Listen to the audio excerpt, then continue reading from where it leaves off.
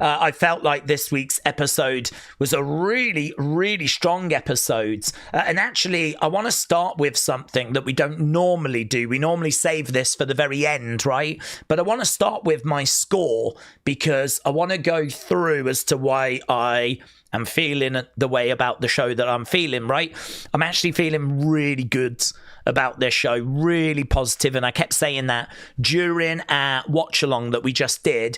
Big thank you to everyone that joined us for that watch along. But yeah, I'm going to start with the score and I'm going to give it a 7.5775, right?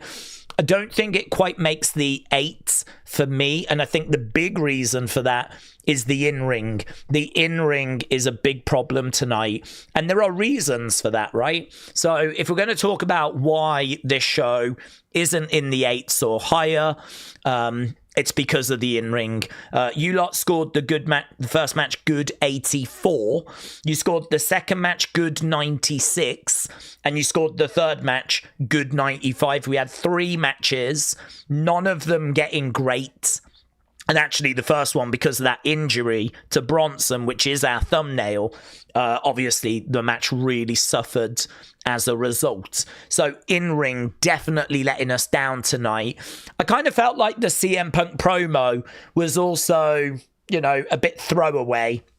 I think we could have made that a lot more interesting, but those might be the negatives. I think there is so much stuff in here that I enjoyed that I was probably at about a 7 anyway coming into this, regardless, you know, had the show have just faded without that Hall of Fame moment, I think that I would have given this 7.725. The Hall of Fame moment is an OMG moment. It's a big moment. It's a lovely surprise. It's a lovely moment. And that has to be recognised in the score, which gets us more to that sort of 7.75 range, right? So that's how I've kind of come to the score that I've come to. I think there's going to be mixed opinions on this. There was people in our watch-along saying this was a mid-episode. And I think you can make an argument for that, certainly if you look at the in-ring, right? If you're going to go by match quality, then, oh, absolutely, right? 3 matches, none of them getting into that great range. But this was also a show that had a lot of talking points and had a real good sort of energy to it. Never felt bored, never felt like I wasn't engaged. Don't really remember much in the way of like a bad segment. I just think we could have got more from the CM Punk moment, right? The CM Punk promo was just a bit flat for me this week. So, all in all, shakes out 7.5, 7.75. I'm in that kind of range. This is, for me, one of the stronger episodes of Raw that we've actually had this year. So let's have a look as to why, okay? We started off with Gunther interrupting. Bit weird seeing Michael and Corey in the ring, but Gunther interrupts, and he basically goes off on the fact that we are celebrating a loser like AJ tonight. I really like this. It's a good way of kind of bookending the show. You know, if you think about it, the show starts with Gunther calling AJ a loser. The show ends with AJ being announced for the Hall of Fame, right? So kind of fun the way that we opened and closed this thing. But, you know, Gunther didn't have really much else to do tonight. It means he can come out, he can get heat by berating the local hero. And I think this crowd as well needed to be a bit louder. This was actually quite a quiet crowd. This would have worked so much better if the crowd were like all over Gunther, really hating on him, chanting away, booing him, like so loud you couldn't hear yourself think type thing. That was not this crowd. You know, it would have been great if we were in France, right? And it was that kind of a crowd. But actually, Hotlanta wasn't that hot tonight, to be honest. And I think this segment maybe struggled because of the crowd not being as invested or not being as loud as WWE would have liked. Whether they could have sweetened that or not, don't know. But he came out. He said it's a disgrace that we're celebrating a loser. Adam Pearce, I don't know what happened. He kept coming out like, we're not doing this. We're not doing this. And Gunther just kept talking. I don't know if Gunther was ignoring him or just couldn't hear him. Poor Adam Pearce had to repeat himself about 6-7 times as he came walking down. But he basically said, look, get out the ring. we're not doing this tonight. This is AJ's night. And Gunther was like, yeah, I'll get out. I don't want to stay anyway. And then Dragon Lee attacked. What I liked about this was gets heat on Gunther.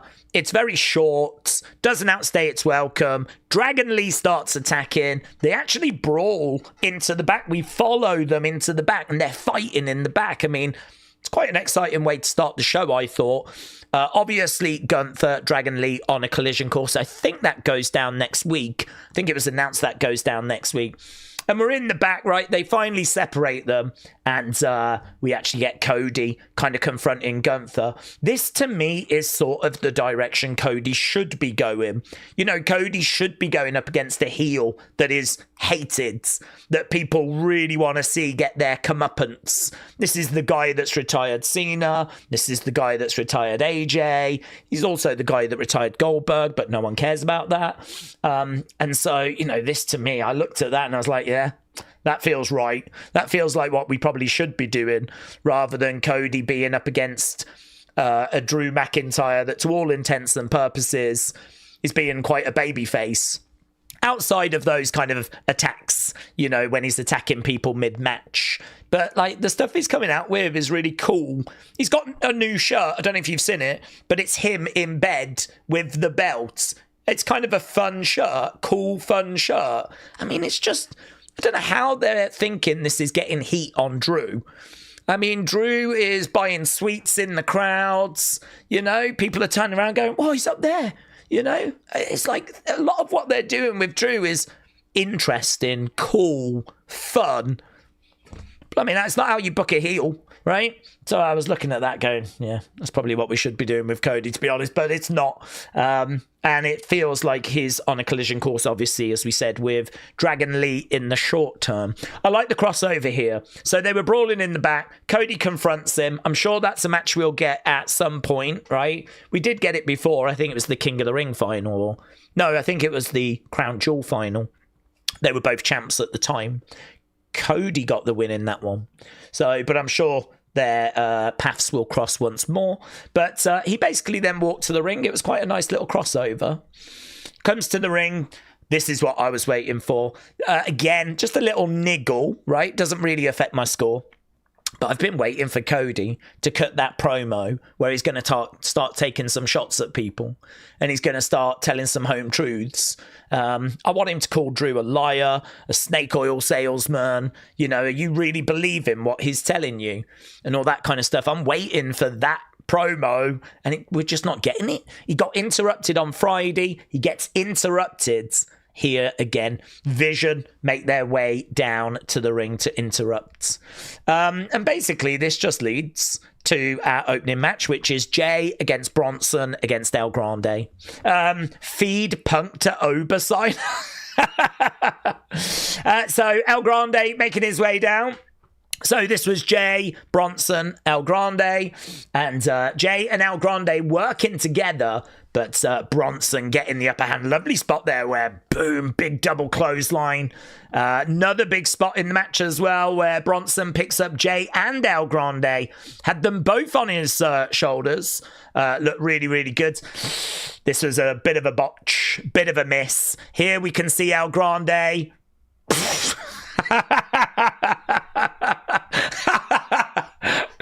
That might be some people's review of the in-ring tonight. Crash and burn. Bang.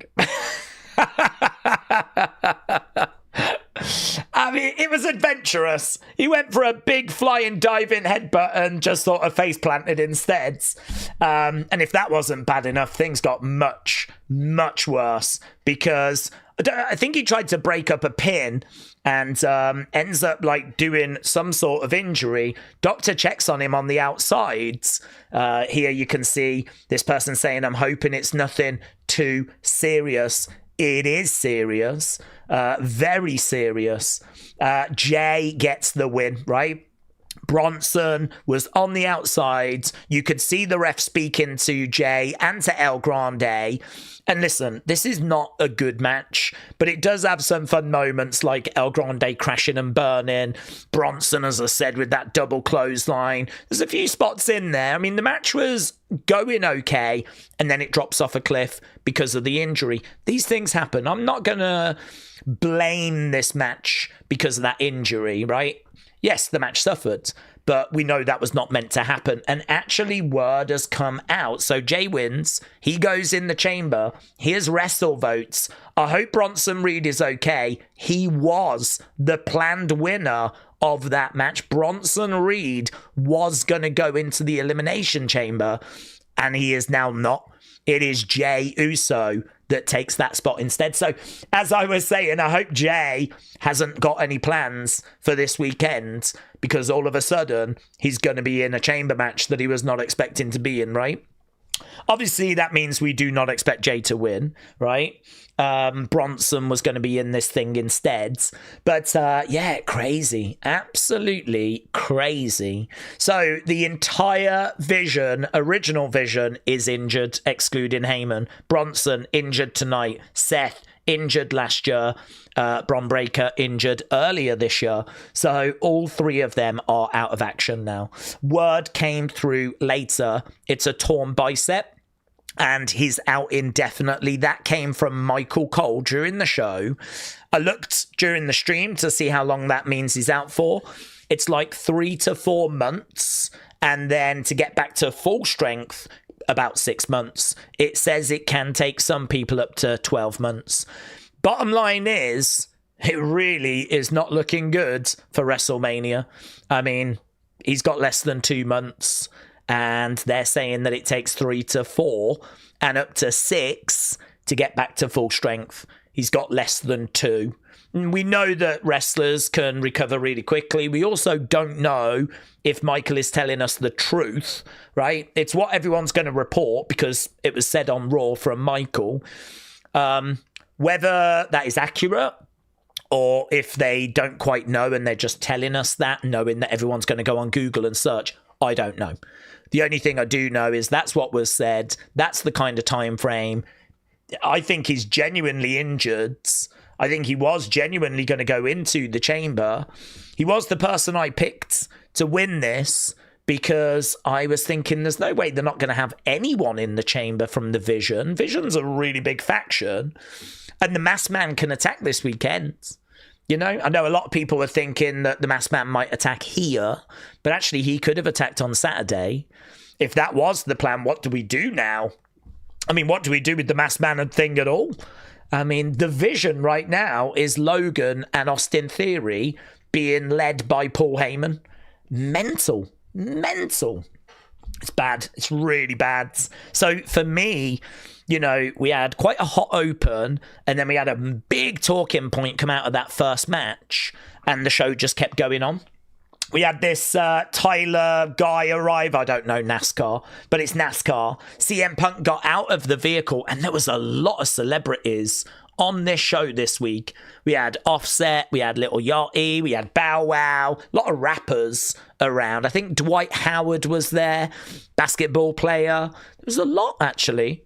A lot of celebrities. Celebrity Dial was turned up on this week's show, and that NASCAR driver as well. Okay, then we go to our next segment, and this is a segment where Liv chooses. So they did a brilliant job, actually, of showing us that promo from last week, only this time they put subtitles on it. And it did make me wonder, why didn't we just do that last week? You know, last week we could have had Michael say, here's an interview I did earlier today with Liv, cut to it. Because it was recorded earlier, it would make sense that they've added subtitles afterwards. So they could have shown that last week with subtitles, but they didn't. Instead, they tried to rely on Dominic to live translate, And I don't think it worked. I don't think it worked. Hopefully that's a bit of a lesson learnt, because I thought the subtitles was so much better. And again, I do need to stress this because I know it is a big talking point in America. I am not down on people speaking their native language. I think it works better. I think they can get emotion across better. But I do also want to know what's being said. So I thought that that was quite good, having the recap from last week and seeing the subtitles. I was waiting for a swerve from Liv. I suppose one did come, but it didn't really come in the form I was expecting. She was like, I agree with you that, you're the champ right now, and there's questions that I've got to answer. And I really thought she was going to give it to her on the microphone, but she never did. She never really kind of, clapped back on the microphone. Instead, she sort of looked away as if like she was about to pick Jade, and then she just smacked Stephanie with the microphone. So I suppose that was her clap back, was to just smack her with the microphone. I do love the way Stephanie went down. The way, like, she hit her and Stephanie just went... It was a brilliant sell. It was brilliant. She absolutely nailed her, and Stephanie was like, just absolutely bang, like a plank. Really good. Then, she was on her. Jade got the message, was like, okay, left the ring. Liv grabs the belt, holds it up, and there we go. That was the end of that. So choice made. Good segment, honestly. I enjoyed it. I didn't know where it was going. I thought she was going to say something back. She didn't. Instead, she just popped her one with the microphone and made her choice very clear. Backstage, we had Javon with Offset. Xavier is annoyed that tonight's tribute show isn't for him. So Xavier annoyed. Obviously, we know Xavier has got an injury at the moment. Don't know how bad the injury is, but we heard about it last week. So good to see that he was on the show anyway. Go lace up your boots, boy, because Lord knows you'll never lace up mine. That was Kofi to Javon, and that set up a match. For later in this show. Okay, then we saw, and loads of people here for AJ, the Good Brothers were here for AJ. Tamatonga, Tongaloa, lots of respect being shown. Meechin as well was here. So lots of people that had a history, a connection with AJ were around. So as I hope I'm painting a picture where this show just feels like it's moving forwards and things are happening. And then we hit what I thought was going to be a bit of a bump in the road. This was Maxxine, Natty. And now I like Natty. Maxxine, to me, feels like she should be in NXT. I'm not down on her. I mean, I don't know why they don't just move her there, but whatever. And so I was like, okay, this might be where the show starts to see a bit of a decline. This match didn't do anything. I mean, they brawl on the outside. Maxxine gets thrown into the ring post and the ref calls it. This is not around long enough to ruin anyone's score. So I did see people online going, what are we doing? But I mean, what's the alternative? You want to see Natty Maxxine and you want to see a okay match at best. To me, like, we've got a bit of pace, a bit of energy, and actually we're trying to get across this new Natty vicious character. And, you've got Maxxine just motionless on the floor. I mean, the alternative is that, Maxxine wins by shenanigans. Like, I don't know, she grabs some tights or something like this. And, Natty's livid that she's just been screwed and the fans are with Maxxine, or that could have been an alternative. I'd much rather go this way personally. So, yeah, I was like, okay, yeah, no, I'll take that. Of all the things that could have happened in this segment, the fact it was short, the fact that Natty looked good, yeah, great. I'm not down on it, to be honest. I'm not down on it. If we needed it on this show is one thing, but, I think they are trying to build up this Natty character a little bit. And for some reason, they really do want to keep showing off Maxxine. So, I don't know. But did not ruin my score. It couldn't. It was inoffensive. Dominic asks for backup, and Finn says it's time to grow up, right? So little bit of issue, bit of heat backstage. Then we get the crates. People are interested in the crate. Adam Pearce says that he and Nick Aldis are going to open the crate together, which I thought was an interesting development. So they're going to be together, probably in the ring. We're going to make a big deal out of this crate being opened. What the hell is coming out? It feels like something that's going to impact Raw and SmackDown. We're going to have the Raw and SmackDown GMs there. Listen, if it is going to be Danhausen, I am not down on that. I don't know how many people are going to be aware of Danhausen and how that's going to play to the Chicago crowd, but I don't know. Chicago's a very smart market, and AEW have been there many, many times. I think that they will be very aware of Danhausen in that market. If he is free and he is coming in, we don't know. I've not seen confirmation he's signed, but yeah, I think, listen, WWE can do something with Danhausen. He's a fun comedy type character. I could see it being him, and then maybe both the GMs not wanting him, you know? Neither GM wants to sign him. I don't need this guy. I don't need this kind of trouble on my roster, right? And then he's like threatening to put spells on them or something. Like, maybe that is the direction. I don't know. Interesting to find out they're both going to be there when this gets opened up. We then got Oba and Rusev. So Oba and Rusev confront him. So they are on a collision course. Adam Pearce just letting them know, guys, tonight's about AJ, yeah? Wow, that is interesting. So that is very interesting. I can actually see what this was, even though it's been deleted. It just tells me on my little side panel. This was WWE's tweet about Conor Benn signing with Zuffa Boxing. Now, that's been really controversial in the boxing world. Zuffa Boxing is actually quite controversial because it seems like Zuffa want to change boxing. They want to take it over and change it. They're talking of not using the WBA belt, the WBC belt, the IBF belt. They're not interested in that. They're going to have their own belts, the Zuffa Boxing belts. And they are trying to sign the biggest boxers in the world to their new promotion. So what we're seeing is boxing kind of get turned into what UFC has been for MMA. You know, UFC is the place for MMA. And I think what Zuffa Boxing is trying to be is the place for boxing. And it's quite controversial because obviously boxing's got a very proud history.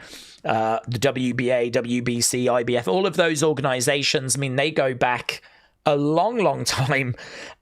This is like potentially one of the biggest shakeups in boxing. And actually, they just signed one of the most exciting fighters in the world, Conor Benn. And it's very controversial. If you're into your boxing, you'll know about that. And they actually promoted it on WWE. Zuffa Boxing is obviously owned by TKO. They own WWE, so this is no great surprise. But I was just going to include it so we could touch on it and talk about it. It's even more interesting now because this tweet has been deleted by WWE. WWE just shouting about the fact that Conor Benn has signed with Zuffa Boxing. It was shown during Raw. They put a tweet out about it, and now that tweet is not there. They might have retweeted it later, I don't know. I'll have to check their accounts. But that's what that was. Right, then we're like, wow, okay, it's been a pretty eventful show. We've had the crate, we've had Liv making a choice, we've had a Bronson injury, we've had Natalya murking Maxxine. Where do we go next? This is where we go next. Brock Lesnar. Lesnar comes out, and once again we get a mention of the fact that he ended the Undertaker's streak. And then we find out, right? I didn't know what Brock was going to do on this show. I'm not too down on this, actually. So, hey, these are the dates that Brock is going to appear on the road to WrestleMania.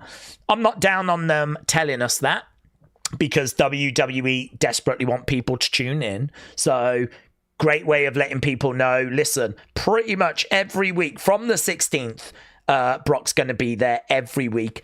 And it's an open challenge. Whoever wants to come down and step up to Brock, right? Whoever wants to do that, you can be in a main event of WrestleMania, because facing Brock Lesnar is a main event of WrestleMania. I thought Heyman made that point really well. He was like, back in the day, we used to have 2 main events, the actual main event, and then whoever would face The Undertaker. Well, this is the guy that beat the streak. So now you're going to have your main events, but make no mistake about it, whoever faces Brock Lesnar, that is also a main event, right? In Paul Heyman's world. So whoever wants to step up to Brock and face him have got these dates to do it on. I would imagine that someone will confront him here, and then we'll use that to build the match, right? I mean, it could be there, but I wouldn't be surprised if no one comes out that first week and they're like, see, no one wants it. We'll try again next week, right?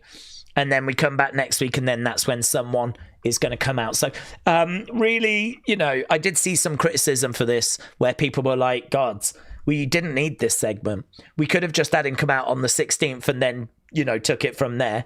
That's true. I don't disagree with that. But equally, I was not offended by this. It was fine. Yeah. We could have had something more exciting, but it was fine. Adam Goldberg said they better not have LA Knight answer that challenge. I think that is exactly what they're going to do. Rumors are Brock LA Knight at WrestleMania. So I think that's exactly what they're going to do. Right, then we had Javon come out. So Javon Kofi. This was going to be our second match. Third, if you count Natty Maxxine, but I don't think that ever really got started. He came down with Offset. So Offset was there as well. Kofi, Javon underway. I love this spot, actually. There's a moment here where we actually get Kofi running away, right? I like this spot. So there's Kofi. He's actually run up the entrance ramp, right? Javon was about to go against the ropes, and he was going to like dive over the top to the outside, or suicide dive. Why don't we get more wrestlers just running up the entrance ramp and running away? A lot of them just sort of stand there and just wait to get jumped on. I just thought it was really clever of Kofi to be like, no, I know how this goes. Turn around and just run up the entrance ramp and make sure there's no way Javon can get to you. And then it just meant that when Javon did do a successful suicide dive later in the match, it felt good. It felt more like, okay, yeah, he's done well to land that, because I know that Kofi would just run up the entranceway if he had an opportunity. He did it earlier in the match. So I kind of like that. It's nothing moment, but I liked it. Javon gets the win. I like that as well. Man, the cutter that he lands to actually put Kofi away, blimey now, he honestly, so big, went up in the air. He was kind of having to come down like this, and he was like, oh. I mean, he got it, but he only just got it, right? He only just got it. You lot scored this good 96. You enjoyed it. It held your attention. It's a bit of a nothing match, but Javon against Kofi, I mean, yeah, I'm not down on that. That's fine. Great.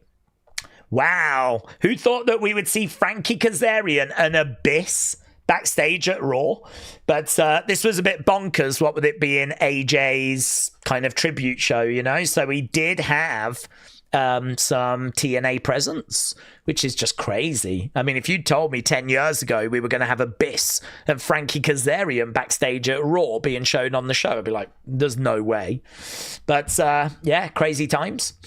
Finn Balor speaking about what ifs and whens. So, you know, he was talking about the fact that it's been 10 years, and he was talking a lot about what if. And actually this led us then to our next segment, which was CM Punk. So CM Punk came out and did a promo. What if Roman was here tonight? This is why I don't like dealing in what ifs, because they're not rooted in reality. Again, I think CM Punk really struggled because this crowd was quite muted. They needed to be louder. Punk was trying to have fun with them. You know, what if I told you Roman was here tonight? And then he looks around waiting for them to go, OTC, OTC, and get all excited, all amped. So he could then go, well, he isn't, you know? And then as soon as they started booing, he went, I know they're not for me, because I'm here. I'm in this ring right now. I'm not the one you're booing, right? But this segment, it just struggled because the crowd were a bit too muted and they were just a bit flat. And they were kind of that way all throughout the show, unfortunately. Although they did pick up for AJ at the end, which was fantastic. I don't have to ask what if I was the main event of WrestleMania. I am the main event of WrestleMania, says CM Punk. Again, not loads to that segment. I can't really, or wouldn't even want to dress it up as being some great, amazing segment. It was passable. It was acceptable. It could have been much better. I'm surprised we didn't have Finn and CM Punk going back and forth for this go-home segment. I'm surprised we presented it this way. I don't know why we did that. I think that was a mistake. I believe Finn was there. He was shown backstage, so I believe he was there. Didn't see if he came out at the end. But, yeah, I don't know. I don't know why we did it this way. I think that could have been better than it was. Omos!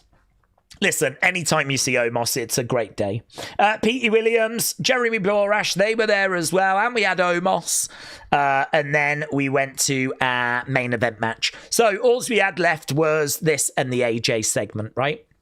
Winner of this goes into Elimination Chamber.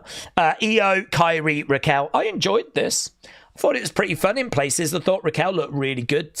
She was big, she was strong, she was dominant. Barging into people and kind of, doing some big power moves. Really felt like she was the monster in this match. There was times where Kairi and Io were working together as well.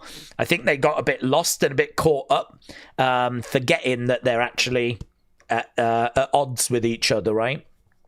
And I thought Io was winning this. I thought Io, there's no way they'll leave her out the chamber. And then boom, shock. It's actually Raquel that wins, and it's Raquel that qualifies. So we got this graphic. I didn't see one for the men. There might have been one. I just didn't see one.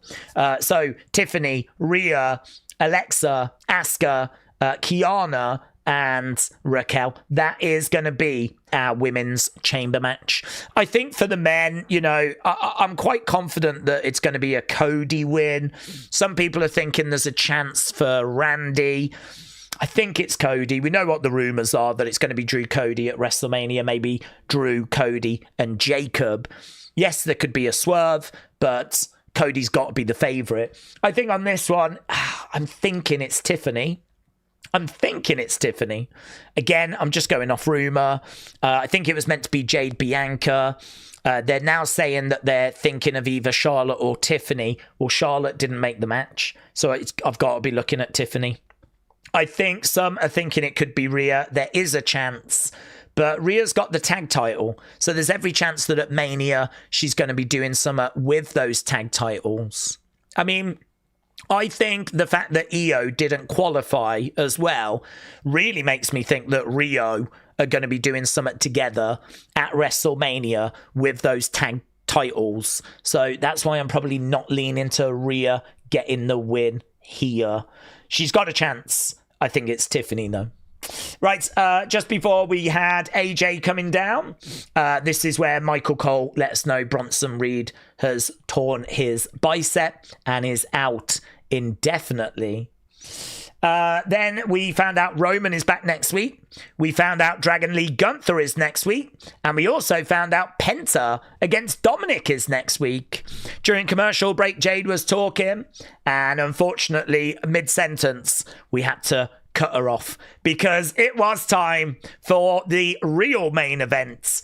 We got a brilliant video package featuring Creed, Higher by Creed. It was really good. A lot of people getting very emotional, right, for this. It was very, very good video package. And then we cut back to the arena and an emotional AJ Styles comes walking out. So AJ made his way down to the ring, got in the ring, and he said he refused to wear a suit, basically because he didn't want people to think he was faking his retirement. He did that before where he's kind of faked a retirement. And obviously Mark Henry, the most famous example. So he didn't want to wear a suit so that people kind of read into that. He shouted out a load of wrestlers from TNA, shouted out his time in New Japan. He said, I've literally done almost everything. Almost. And I can tell you this, the one thing I haven't done, and everyone's like, yeah, what? Is be a full-time father. Aww. In that moment, everyone was like, what? What is it? What is it? You can do it. You can do it. Full-time father. Boo. Right. So we got that. Then he says that the reason he didn't take his gloves off at the Rumble was because he wanted to take them off at home. And I must admit, my first thought was, oh, what, you're keeping them at home, are you? So what are these gloves you've got them? So my very first thought was that, and then my brain went, Georgia is home. he means this is home. And I was like, oh, right, okay. AJ Styles wanted to take his gloves off at home in Georgia. So that's what he did. And what's interesting here is he said to Stephanie about the fact that he didn't take them off because he doesn't know if he'll team again with his son. He wants to keep that option open. So, screw you, son. I don't know what's happened. But since that Stephanie podcast, and now we've kind of reached the point where, no, I've decided I don't even like him, really. I don't even like my son that much. I've got no desire to tag with him whatsoever, so I'll just leave the gloves in the ring now. So, yeah, it was a nice moment. And I think they probably saw the reaction from the fans, like doubting that this was it. And so him leaving the gloves in the ring was just like a really strong way of saying this is it. Right, and we thought we were pretty much done at that point. Everyone came filing out, right? Everyone came out in the entranceway. So I need to show you this first. So all of these people came out in the entranceway. Then The Undertaker came out, and I must admit, I was not expecting this. There had been rumour that The Undertaker was backstage. No surprise at that. He does a lot backstage, does a lot with AAA. Of course, he would want to be there. I just thought he'd come out with everyone else on the stage and just be part of everyone that's clapping, right? I said during the show, I don't think that he'll do the gong or anything like this because this is AJ's moment. And I don't think Undertaker's going to want to steal that from AJ. And, you know, like most things that happen in this world, the complete opposite happens. So we do get the gong, and he does come out on the bike. And I must admit, I was like, why are we doing this? I mean, I was not losing my mind when The Undertaker came out.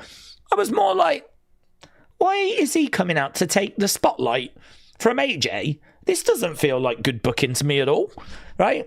Big pop from the crowd, but this is AJ's moment. Like, why are we doing this? So that's what was going through my head, but I was like, well, let's see. Let's watch it, right? Let's see where we go. He looks at the gloves and he goes, we've got unfinished business. Now, I'm not allowing my mind to take me anywhere that it doesn't need to be going, right? I'm not going to start thinking one more match or anything because I'll want to hear this first before I start thinking anything like that, right? But I'm like, where is this going? You've got me very intrigued here. Him looking at the gloves and going, we've got unfinished business. I mean, I can understand why people would have thought another match. Not a stupid thought. It flashed through my mind, right? Undertaker, though, says, you know, you're going in. You're going in. Gives me great honor to announce you're going in to the 2026 Hall of Fame. And actually, this moment for me just cements, like, you know, this episode, but also cements this segment as just being just a really great showing. All of a sudden, totally makes sense why The Undertaker interrupts. Totally makes sense why The Undertaker gets in the ring. Totally meant to say, mate, he's not stealing a moment. He's delivering a moment. And I'm like, oh my God, this is so good. So good. I mean, he was always going in the Hall of Fame. I didn't know that it would be this year. But it did feel like something was hanging over this segment. It really felt like everyone was waiting for the swerve. Even the fans were sort of a bit like, is this it? Does it just end here? Do people come out and applaud and the show ends? Like, there was this air over this segment where it felt actually like it did need something. And actually, I think it did need this. if AJ was never going to carry on, and we found out now that he was not, then I think this was absolutely the right call. He's going to go in the Hall of Fame anyway. He always was. But yeah, this segment, it felt like it was missing something. It felt like everyone was waiting for that swerve. Everyone was waiting to see, is this real? Is there a swerve? So to actually get this moment where the crowd could go, right, that's it. That's the moment. This is confirmation that it is over for AJ, but that's the moment we've been waiting for. He goes in to the Hall of Fame. Family get in the ring, and it's beautiful. It is absolutely beautiful. They get into the ring, he's there, and that is how the show ends. Him in the ring with his family, having just been told, you are a Hall of Famer. And having such important people in his life, like the Good Brothers Abyss, Frankie Kazarian, Jeremy Borash, Triple H, all those in the entranceway, applauding him, right? In Atlanta, where the Undertaker has just said, you're going in the Hall of Fame. Blimey now. I mean, you can't ask for much more than that, can you really? And then you get to celebrate it in the ring with your family. Fantastic. I got nothing but love and respect for this segment. I think they killed it. There's the graphic. Goes into the Hall of Fame. So we've only got him and Stephanie that have been announced, but oh, so good. Honestly, I did see people saying, I bet people online are going to be crying about this as if like they're going to be angry. I thought it was brilliant. I thought it was great. I flipping loved it. And I really like this show. I'm not sorry for liking this show. I feel like this felt like a bit like WrestleMania season where it's like big segment, big segment, big segment. Here's the Brock segment. Did it deliver? Up to you. Here's the CM Punk segment. Did it deliver? Up to you. Here's a qualifier. Oh my God, Bronson's got injured. Now we're going down a road we wasn't expecting. Here's another qualifier, right? Here's backstage. We're going to deal with the crates. Here's backstage. Here's Frankie Kazarian and Abyss. I mean, it just felt like there was plenty going on. And I cannot say that for a lot of the Raws that we've been watching recently. So whether this has hit me harder than others, I don't know. This is just my honest reaction. But I think even without that ending, this was still going to get a very, very good score. Of course, the Hall of Fame Undertaker moment and everything boosts it, which is why I'm like 7.5775. So yeah, really enjoyed it. So Grog Vlogs, shout out to you. Shout out to everyone that has joined us for this breakdown. I know it's gone much longer than it usually does, but there was a lot to get our teeth into. Hope you enjoyed it though. Thank you to everyone that joined us for Raw and shows support to the channel. I really do appreciate it. Obviously, we're back later with NXT. And many of you I probably will see on Friday for SmackDown. We'll be doing the watch along. We'll be doing the kickoff show. I think there's a kickoff show on Friday. I think. I'll have to double check that. Well, we'll be covering whatever they've got. And of course, we'll be live this Saturday for the Chamber. So plenty on the way. Lots of good stuff coming. Thank you for all the support. And I'll see you again next time. Bye for now.